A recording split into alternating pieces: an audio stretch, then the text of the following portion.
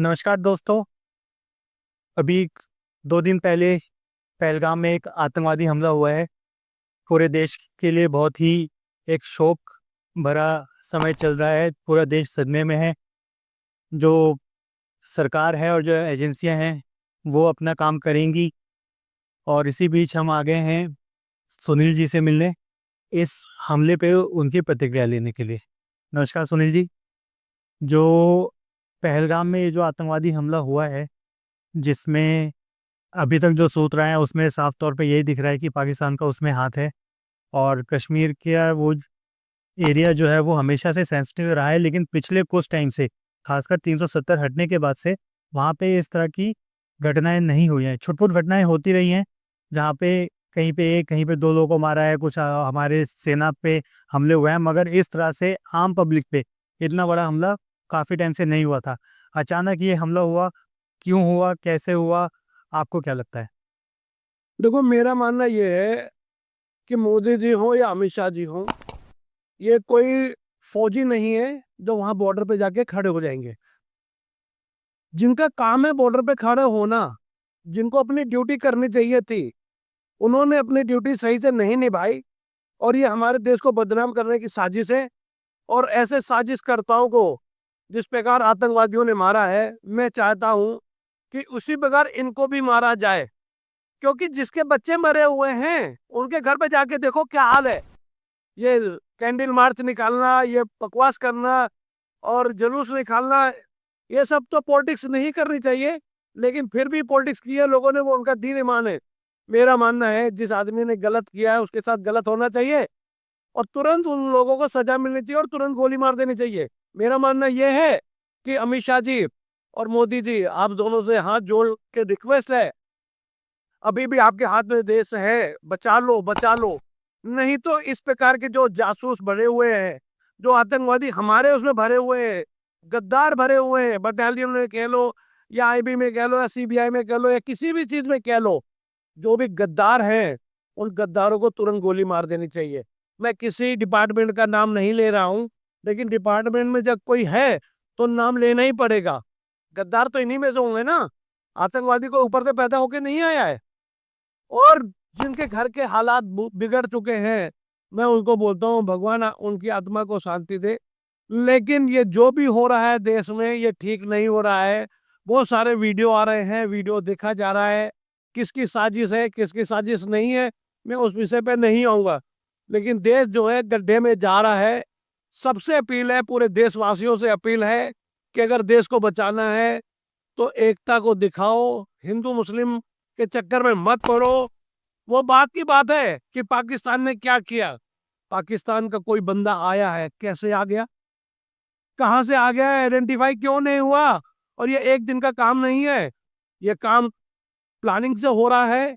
कितने दिन से रह रहे थे लोग, कहाँ कहाँ रहे, क्या क्या खाया, कैसे आए, वहां वीडियो कैमरा ही नहीं है, कुछ भी कोई भी कैमरा नहीं है। क्यों नहीं है भाई? इतना बड़ा टूरिस्ट है, टूरिस्ट पैलेस बना रखा है तुमने घूमने के लिए, सुरक्षा कहाँ है? और वो महिला चिल्ला रही है कि 1.5 घंटे तक कोई भी बचाने नहीं आया। हमारा आदमी, हमारा भाई बच जाता अगर कोई सिक्योरिटी आ जाती, एम्बुलेंस आ जाती, पुलिस आ जाती, फौज आ जाती। कहाँ है पुलिस और कहाँ है फौज? मैं देशवासियों को फिर बोलना चाह रहा हूँ, अभी तो बहुत कुछ बाकी है। सुधर जाओ, समझ जाओ, लोगों के बहकावे मत आओ। देश को बचाना है तो एकता का मिसाल बनो और देश को बचाओ। आप कह रहे हैं कि हमारी तरफ से भी कुछ गलतियां रही, क्या इस बात पे हमारी सरकार पे आप दोष डाल रहे हैं या सुरक्षा एजेंसियों पे? देखो, सरकार अपना काम ठीक तरीके से कर रही है। आज एक सिक्योरिटी गार्ड है, उसको किसी गेट के ऊपर बिठा दिया गया, तो गार्ड का मतलब क्या है? अपनी जान पे खेलना और उस घर को या उसके मालिक को सुरक्षा देना। वहां कोई है ही नहीं। आग लगे बस्ती में, मौज करे मस्ती में, कहावत है ना। तो जिसका कुछ है ही नहीं उसका क्या जाएगा? जिसके बच्चे मरे, जिसका भाई मरा, जिसकी बीवी मरी, जिसका आदमी मरा, उससे पूछो जाके उसके घर में क्या हाल होगा। ये तो कैंडल मार्च, मेरे हिसाब से तो मैं इस चीज को कोई ये अच्छा नहीं समझता हूँ कि कैंडल मार्च लेके चल दिए देशवासियों को दिखाने के लिए कि हम आपके साथ हैं। अरे उनके साथ हो तो एक काम करो, उनके घर जाओ, उनका अकाउंट नंबर लाओ, हर आदमी 100-100 रुपए दे, जो कि आर्थिक स्थिति उनकी मजबूत हो। कैंडल मार्च करने से क्या होता है, कल को तुम्हारे घर का भी कोई मर जाएगा, हम भी कैंडल मार्च लेके चले जाएंगे। दिखावा है एक तरह से। फिर कैंडल मार्च दिखावा ही है मेरी नजर में। अगर किसी को मजबूत करना है तो उसके आर्थिक स्थिति मजबूत करो। हर आदमी को आज की डेट में रोटी खाने के लिए पैसे चाहिए, उनके घर का क्या हाल होगा। अभी तो ये 25, 30, 26 जो भी दिखा रहे हैं, आंकड़ा पता नहीं है कितना है, लेकिन मैं फिर बोलना चाहता हूँ, जो बड़े बड़े लोग काम कर रहे हैं, समाज सेवी, वो उनके घर में जाकर के उनका अकाउंट नंबर लेके आओ।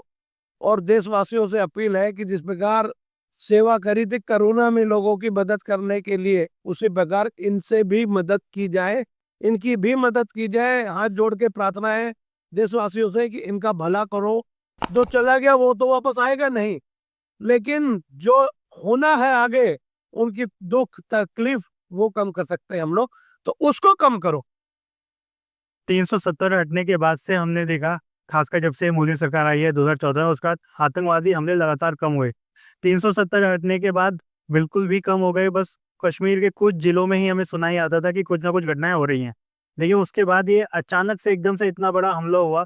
अगर हम ये मान के चल रहे हैं कि ये हमारे पड़ोसी देश की तरफ से हुआ है, तो ऐसा क्या हो गया है कि उन्होंने ये हमला किया? उसके पीछे आपको क्या लगता है, क्या मानसिकता रही होगी? देखो, ये एक प्री प्लान हुआ है, जो भी हुआ है।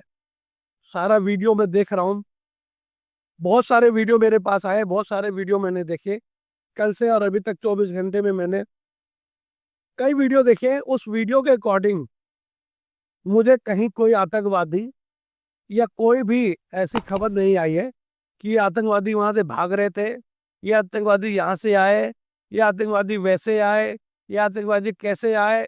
कोई वीडियो क्लिप है ही नहीं उनकी, तो मैं कैसे आतंकवादी मान लूं कि आतंकवादी आए हुए हैं। हाँ, ये जरूर है कि कोई लोकल आदमी वहां का मिला हुआ है, उसने ही षड्यंत्र रच के प्री प्लान करके इन लोगों को मौत के ठिकाने लगाया है। और ऐसे दरिंदों को मैं चाहता हूं ऊपर वाला ऐसी सजा दे कि उनके बच्चे और वो रूह कांप जाए कि ऐसा करना नहीं चाहिए। लेकिन देश है ये, हिंदुस्तान है, तो हिंदुस्तान में जो ना हो वही कम है।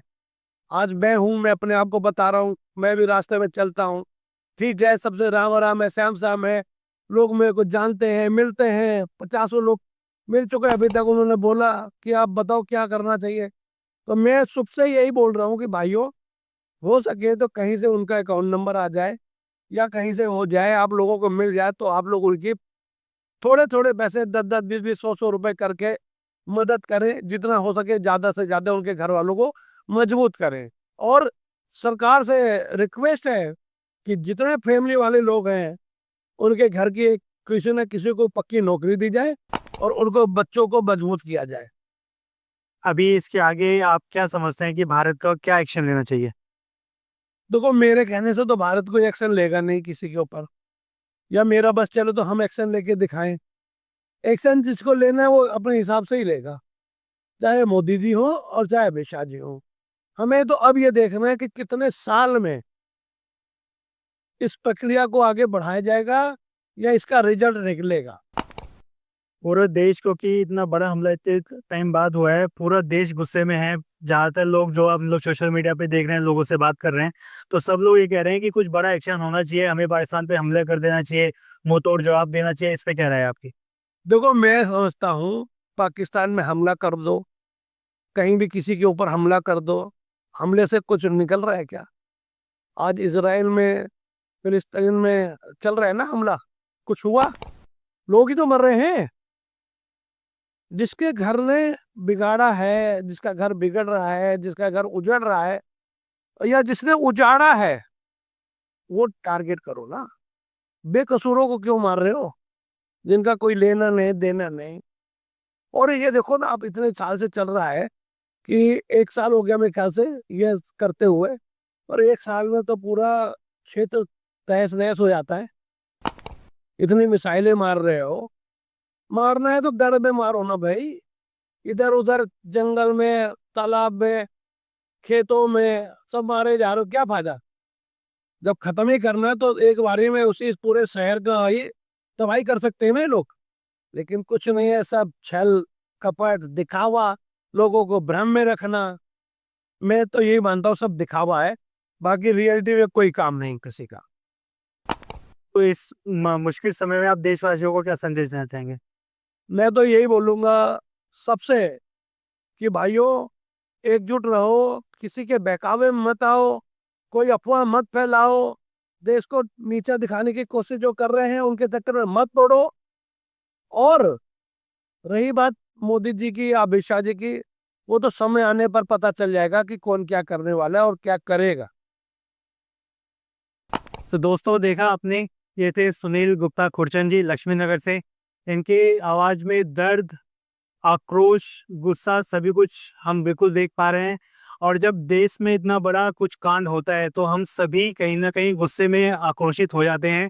कई बार ये भी हो सकता है कि हम अपनी सरकार को इसके लिए दोषी माने, या ये भी हो सकता है कि हम पड़ोसियों को दोषी माने। लेकिन ये बात सच है कि इस पे एक्शन हमें ही लेना है, हमारी सरकार को लेना है।